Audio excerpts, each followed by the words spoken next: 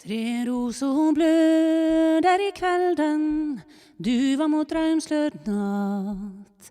Tre tunge blødende roser, snart let deg han lett i att. Tre roser bløder i tångni,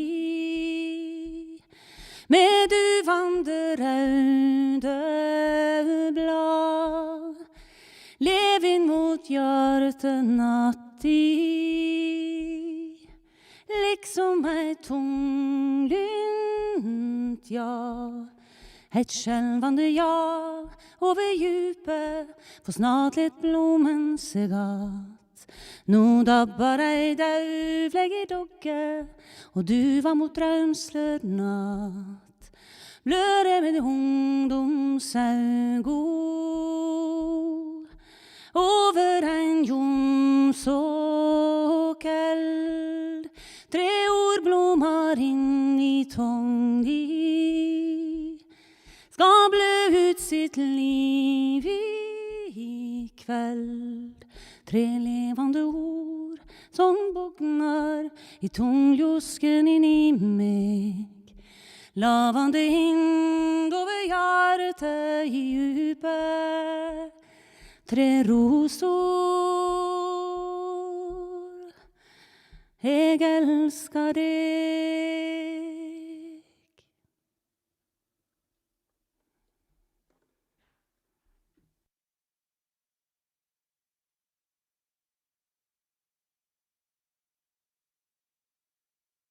Everybody, all over the world. I am Teresa Grøtan, director of the Bergen International Literary Festival. Today, we are unveiling the winner of the Bergen International Essay Competition. It is an exciting evening. You just heard the musician Sigrid Moldestad. She sang the song Three Roses, adapted from a poem by Norwegian poet Jan Magnus Bruheim, who was born in February 1914. Moldestad recorded a whole album with his lyrics to his 100 years anniversary called The Letter to Love. Bruheim wrote the poem Three Roses when he was just 18 years old. In June 2020, the Bergen International Literary Festival announced its first ever essay competition, open to everybody in the whole world under the age of 30. The topic of the essay was My Generation, and we asked, what characterizes your generation? What encourages you, and what angers you?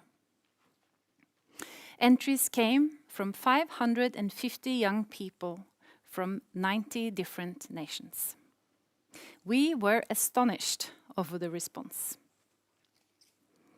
During the next 40 minutes, we will get to know the 19 on the long list, and we will hear from the 2 that are shortlisted.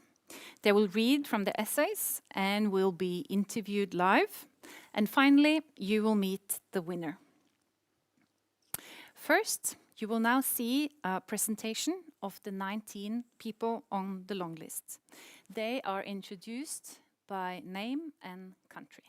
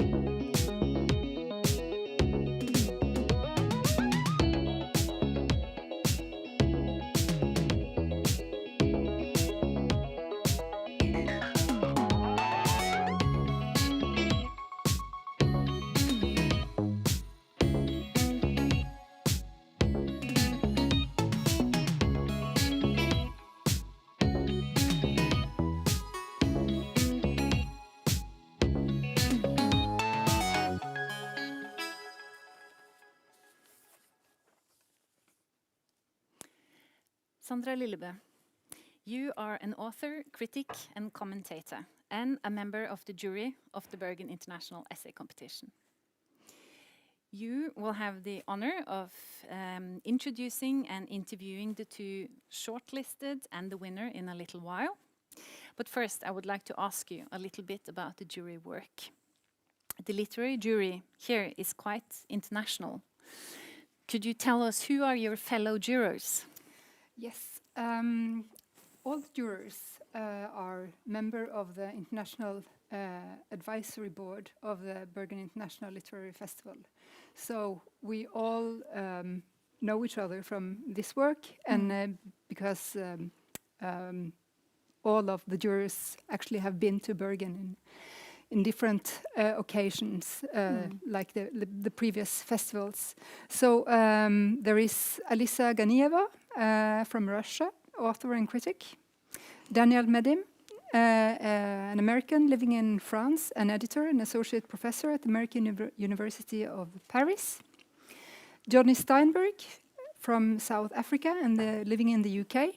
An author of non-fiction and professor at the University of Oxford.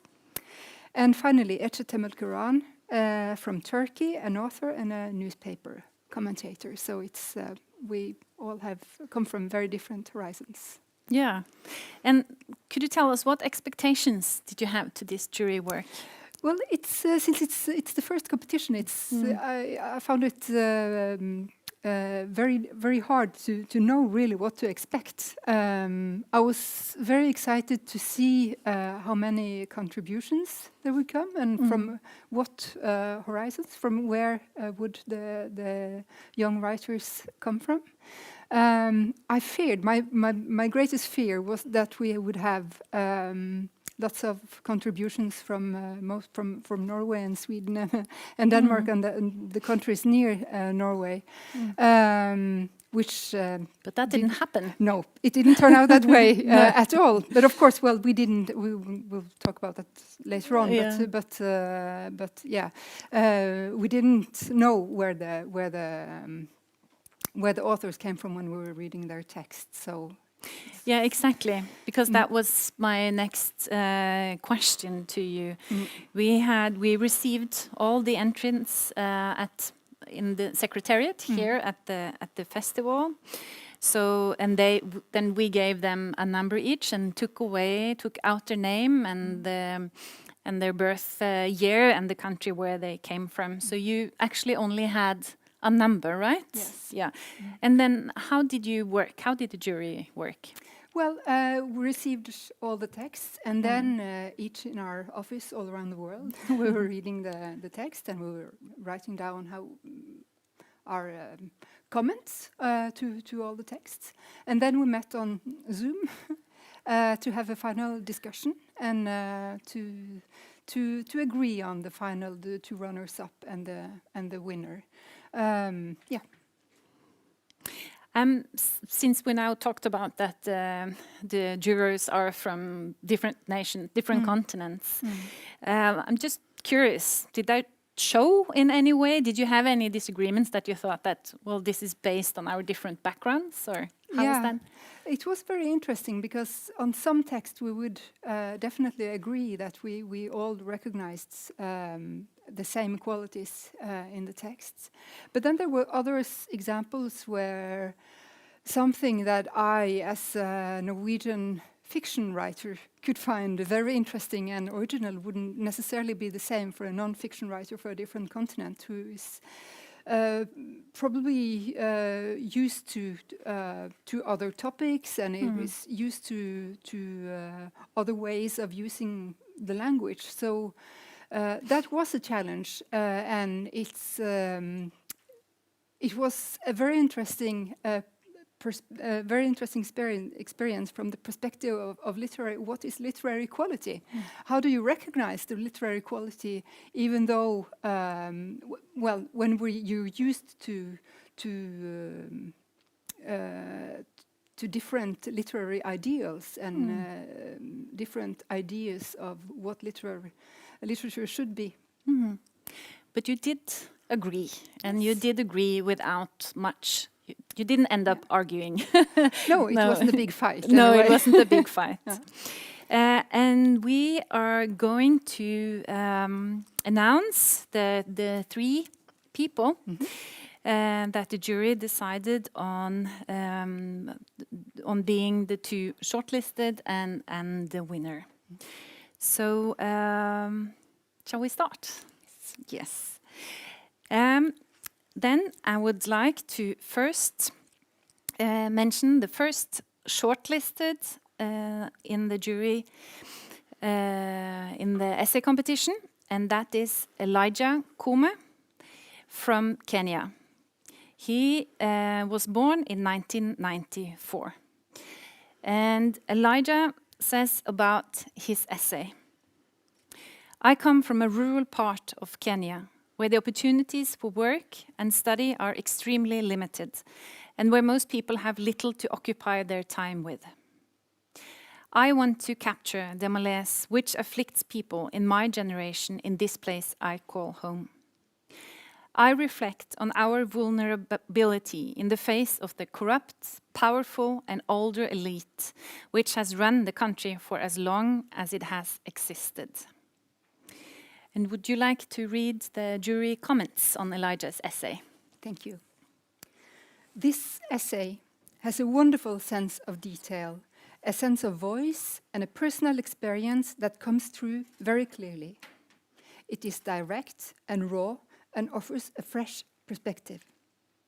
The malaise that overshadows the author's generation is conveyed by telling examples, like the role of cart farming. It is well-written and insightful text about the harsh reality of today's young Africans, with perspectives that too often are missing from the broad international political and literary scene. Yes, thank you. And we will now have a video where Elijah reads an excerpt from his essay.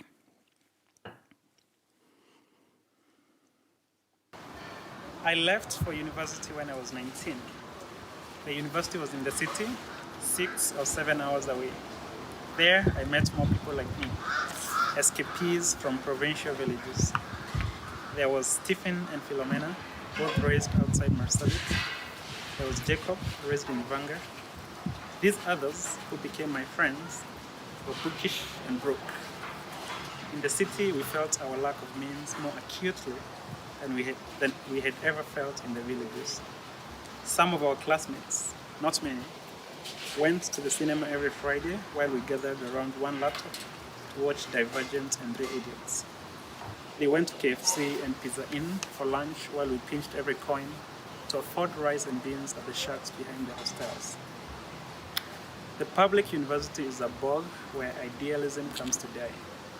Lecturers go on strike for months because of money.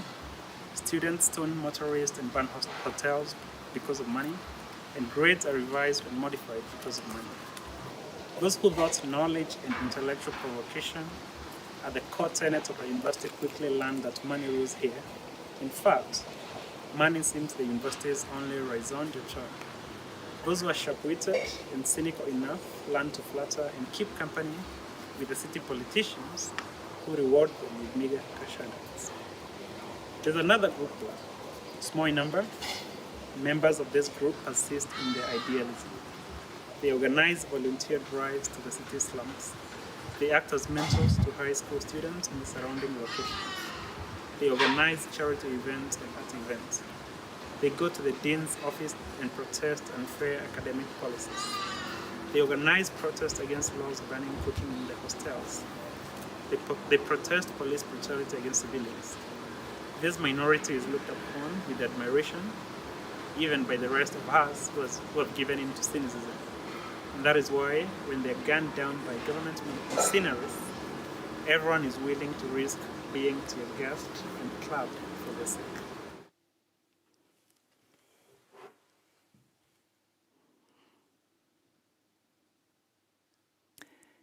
Thank you. And we will now have a short interview with Elijah. So if you are ready online, I will give the word to Sandra and to you. Hello, Elijah. On behalf of the jury, I'd like to say congratulations on this great essay you have written. I'd like you to say a little bit about the becoming of the essay. How did you get the idea? So this idea actually was born from a conversation I had with a friend.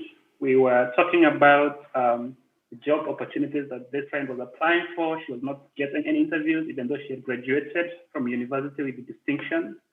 And she was finding it really, really hard.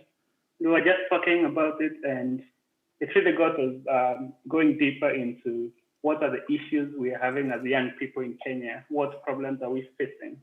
So when I went back home, I decided to put our conversation down in writing, and it evolved into this essay. Okay. Your essay brings us bright but also quite pessimistic insights from a generation of young Kenyans. And in your text, you write, "My generation is afflicted by a malaise which runs deeper than the roots of the ficus tree." Can you tell us a little more about this malaise? What is it and where does it come from? Okay, so I would say this malaise is really a state of unease and uncertainty that characterizes a lot of young people here because they don't have a clear direction in terms of their careers, in terms of what to do with their lives. They don't really have the opportunities. So you find many of them are in this state of limbo. They don't really have something to do.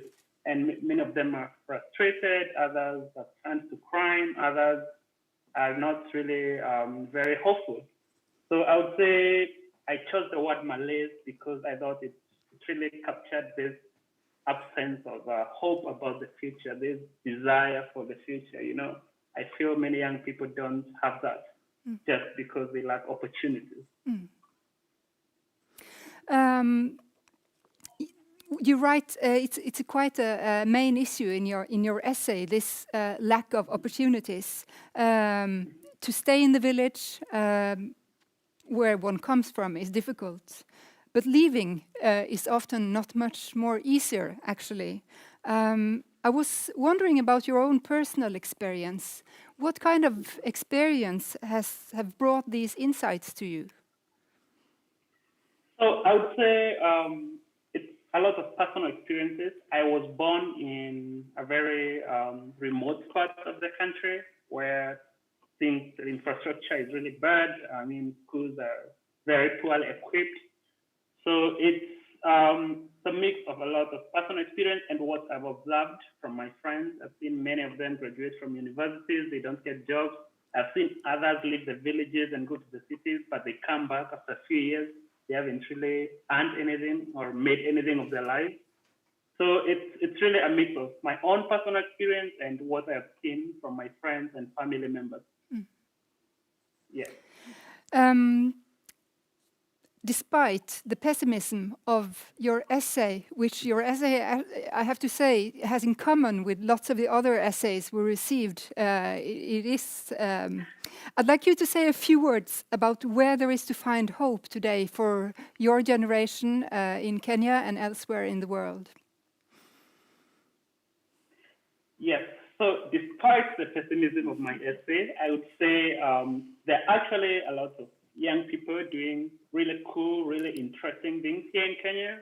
You'll find some just young people that formed communities or small groups or organizations where they do interesting things. We have groups like the Nest Collective,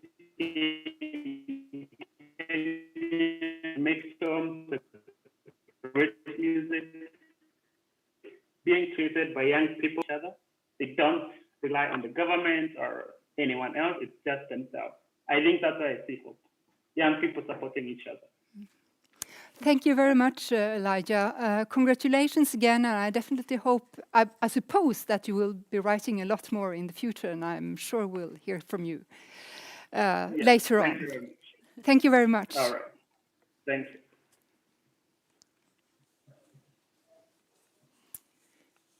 Thank you very much to Elijah in Nairobi, Kenya. I will now let you know who the second shortlisted is. His name is Adeboye Malumi. He was born in 2002, so he's still very young, in Nigeria. He has written the essay called My Generation, and he says about his essay. My essay touches on the experience and realities of youths in my environment. The experiences related are all true. Some are personal and some happened to others. Would you like to read the jury comments, please? The author shows a willingness to use the essay form with a sense of adventure and has written a text which is mature and artistic. The essay displays mood and voice and energy. The tone is at once hard and enigmatic. It is the only author to bring up topics like violence told in a first-person narrative. It doesn't contain statements, slogans, or speculations, but real stories. The essay is lyrical and stands out with a strong personal testimony, a witness to the ills of society and its effect on youth. And we will now have a video with Adeboye when he reads an excerpt from his essay.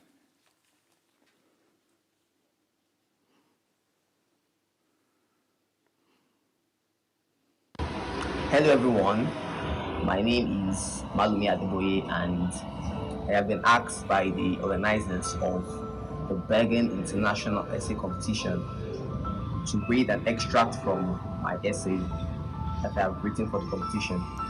Before I do that, I'd like to quickly thank them for organizing a competition such as this and giving us avenue to air our views on what we feel about our generation.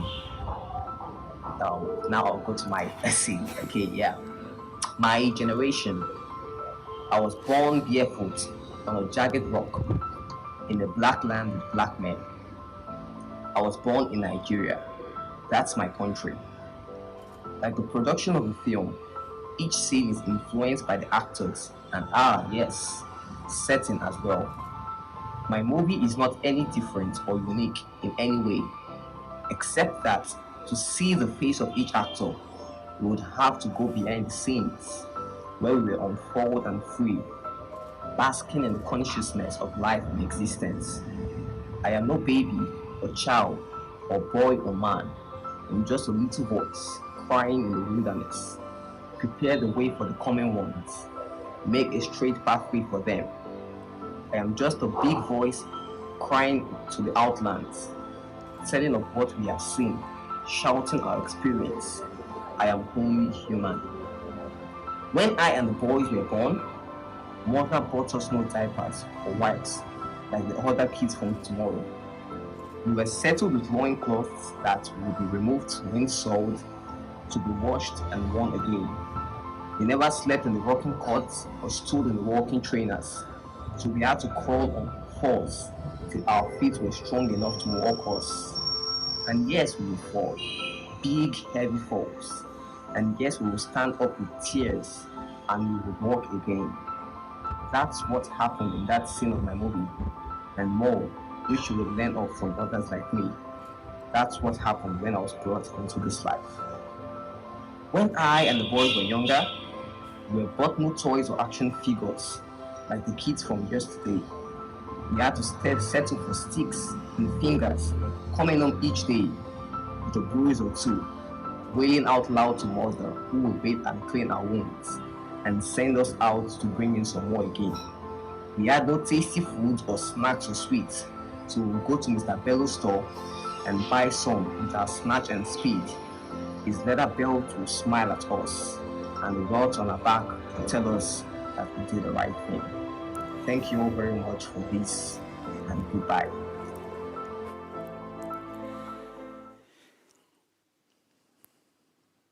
Yes, thank you. And I think we have Adeboye on the line with us now.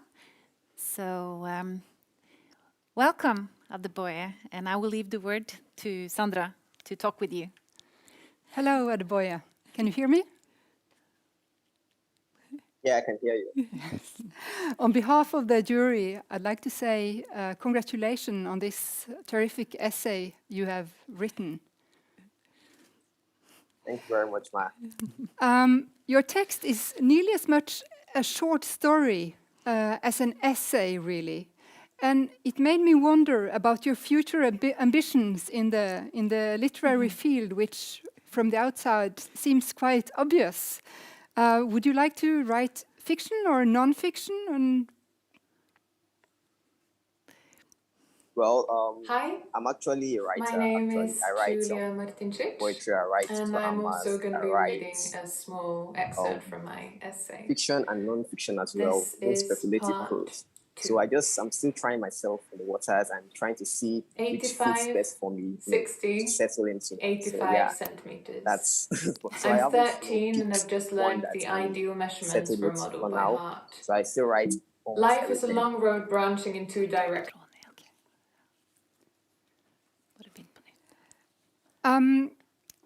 Do you have any literary idols you were looking to when you were writing? Yeah, I have a personal literary idol that I look towards. His name is Chris Abani. He's a Nigerian writer too, though he's based in the UK, but he's a Nigerian writer and he has an amazing writing style, like so so crazy. And I just like his writing style, and I have been able to hone on his skills, and I'm learning from him. So yeah, his writing style has been shaping my works, and I think it's quite evident so far. In your text, there is a very clear distinction between the identity of the narrator and the boys, and the other kids from tomorrow. What are the main differences between the narrator's life and the other kids' life? I was wondering about who are these other kids? Yeah, the narrator is the person that the whole essay revolves around. The boys is like the crew, his gang, his friends, people that are close to him. Call them family. These are our guys, people around us. Then the other kids from tomorrow are people that we look towards, we look up to. These are people that have their life set out for them. The rich kids and stuff like that. So yeah. Then if you notice, there's also another part where you introduced the other kids from yesterday. Yeah, they were once part of the boys, but due to some things as we grew up in life, they diverted and formed cliques, crews, even cultism and all that. So these are part of the things that's happening. Yeah.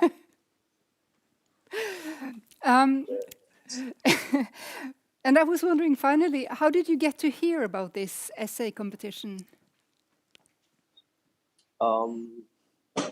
During the lockdown, because of the fact that we were all at home and no school, so I decided to look on the net, see how I could get essay competitions, short story competition, novelist competitions, that I can put my hands into and see if I could develop my skills.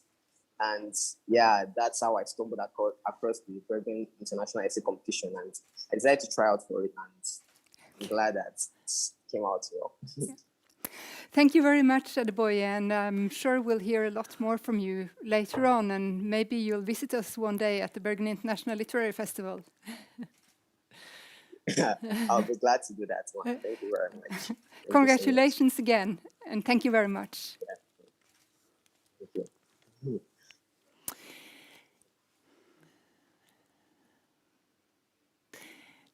Thank you very much to Adeboye Malumi in Lagos, Nigeria.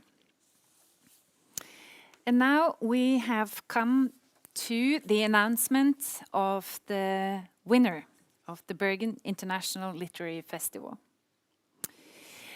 The winner is Julia Martinčić. She was born in Norway in 1995. And she says about her essay, The essay is about being part of the precariat and about how work often becomes the most important part of one's identity. It's also about what Karl Marx, Kim Kardashian, and myself have in common: skin diseases. Would you like to read the jury comments, please? This text grasped your attention like an entertaining short story. The essay is bright, vivid, dynamic, refreshing, and humorous.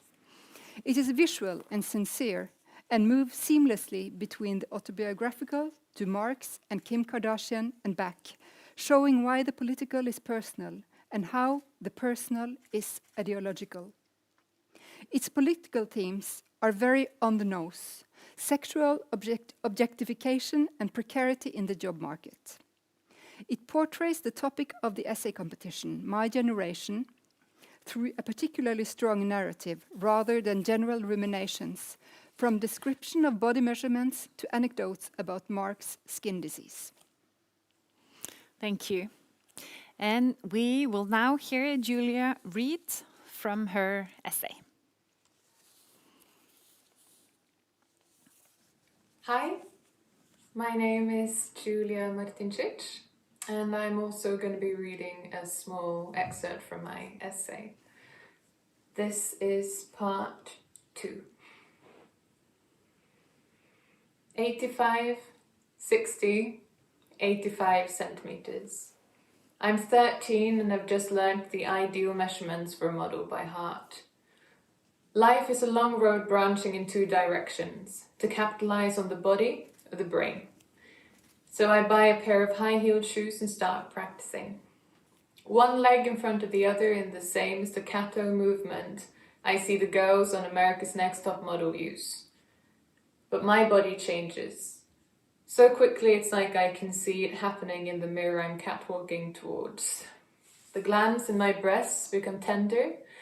Fat settles around the hips and thighs. Acne spreads across the forehead, down the cheekbones and along the neck, shoulders, back. I apply thick foundation on my face and upper body. The foundation makes my skin look like icing. Professor Emeritus of Dermatology Sam Schuster asks if Karl Marx's critique of capitalism was a direct consequence of a skin disease he suffered from. Marx struggled with something called hidradenitis suppurativa, a disease that gives you foul-smelling boils in sensitive areas such as the crotch and armpits. The glands become swollen and pus leaks out of inflamed openings in the skin. The pain is throbbing, as if the outgrowths have their own pulse. The disease got worse with age, and at times Marx was even unable to sit down. It eroded his confidence, says Schuster, who diagnosed him a few hundred years later by looking at his letter correspondence. The bourgeoisie will remember my boils until the day they die, he wrote to Friedrich Engels in 1867. Schuster believes this was where his theory of alienation came into being, among boils and self-loathing. That it was a skin disease with revolutionary consequences. Work is hard.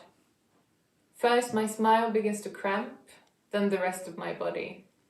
My feet can't cope with wearing high heels for hours on end. I hate working until 3 o'clock at night. I hate being in direct competition with my colleagues, but even more that I never win the bonus. But the salary is good for London and I need the money to pay the rent. A few weeks into my job, I wake up and look in the mirror and my body is covered in a rash. It has formed in spots above the kneecaps, above the chest, and along the collarbones on the side of the neck. I find it on my eyelids, along the scalp, and behind my ears. I stroke my fingers over my new skin. The red spots are dry and rough, like the beginning of a shell. Thank you. Thank you, Julia. We will now get to meet you, and Sandra will do a short interview with Julia. Hello, Julia. Hello. Do you hear me? Yes, I do. On behalf of the jury, I'd like to say congratulations as the winner of this essay competition. Thank you.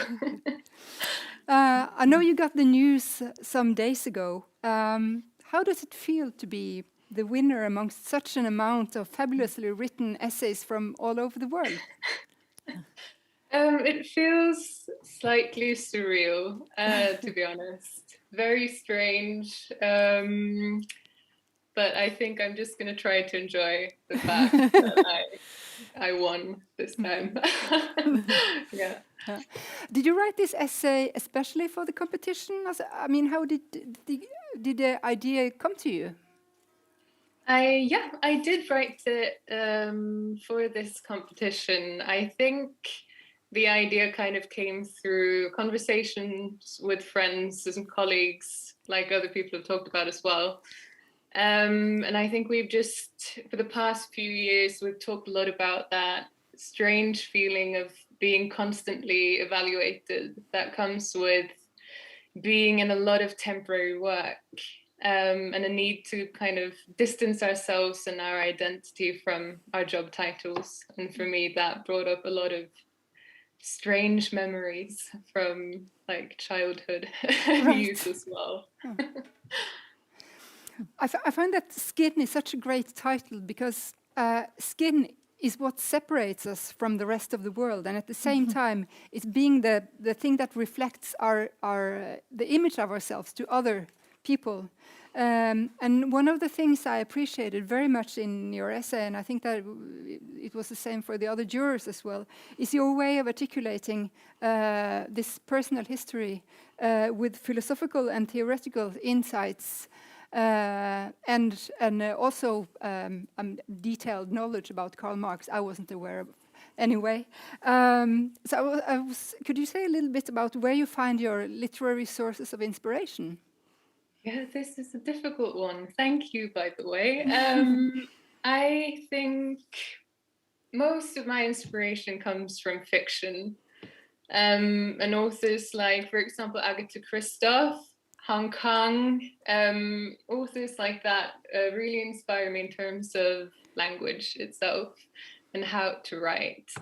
But like when it comes to essay writing, maybe I've read a lot of Roxane Gay. I think she's amazing. I'm currently reading Audre Lorde, who's also an amazing writer. And someone who inspired this essay itself was actually Sally Rooney, who's the girl, like she's the one who's written Normal People, but she's also written this amazing essay about professional debating that she did. And I really like the way she lets herself be an unsympathetic human being, which I also think I come across as quite a lot in this essay. Okay. So, yeah. What your essay have in common with most of the other texts we read for this competition is that it gives a quite pessimistic description of the state of the world and the future of your generation because of climate change and the increasing inequalities and the now also a pandemic, which is why you couldn't be here in Bergen to to be on stage here with us today. Do you see any light in the dark? I don't think my generation has that much to be excited about, to be honest. I think that's reflected in lots of the essays, I assume. So I really had to force myself to think positively right now. I think like the systemic global issues that we face right now, it's hard to find like positivity and light, but I think there are a lot of individuals like trying to find out ways to be more empathetic human beings. So I think that's something I appreciate. Yeah. But that's more on a personal level for each one of us than on a broad political level, maybe. Exactly. And I think we need to change the systemic thing as well. I take for granted that you will continue to write in the future. But in what genre do you think you will go to? Will it more likely be fiction or non-fiction? Can it be both? Maybe. Can I have it all? I don't know. I think my heart is definitely in fiction, but it's also the one that I struggle with quite a lot. So I'm trying to create some more space in life to be able to write fiction. But the thing that's really nice about essay writing is that I can actually take from my background as a journalist and someone who's trying to write fiction at least. So it's a fun one. I really hope that you will continue to write anyway. So once again, congratulations. And I hope we get the occasion to see you here on stage in Bergen on another occasion. Thank you very much.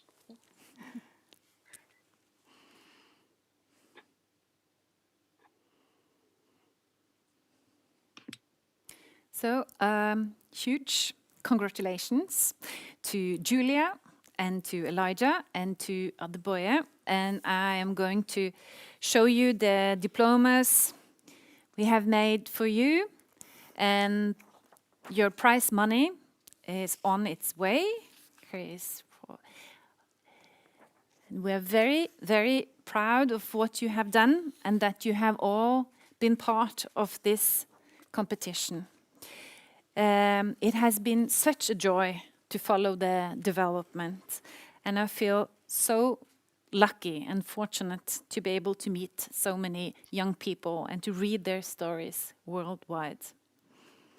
I hope every single one of you keep writing and keep expressing yourself. Thank you to everybody for watching this event. Thank you to Sandra and to all the jurors. And thank you to Sigrid Moldestad. We will say goodbye to you with the last piece of music from Sigrid. And she will play a traditional tune on the Norwegian instrument, the Hardanger fiddle. Thank you.